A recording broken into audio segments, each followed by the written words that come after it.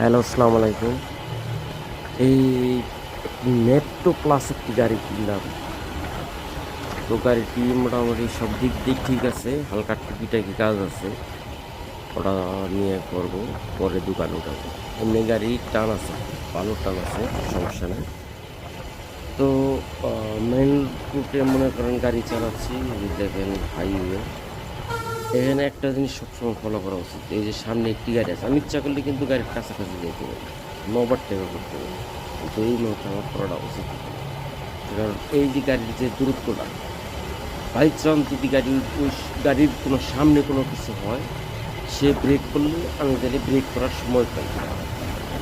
এইটুকু দূরত্ব সবার রাখা উচিত। এই যে দেখেন যে এক ভাই ওভারটেক করলো, ওভারটেক করে গেলে কোনো সমস্যা নাই, যাইতে পারলে, কিন্তু না গেলে একটু দূরত্ব বজায় রাখার চেষ্টা করবো আমরা সবাই।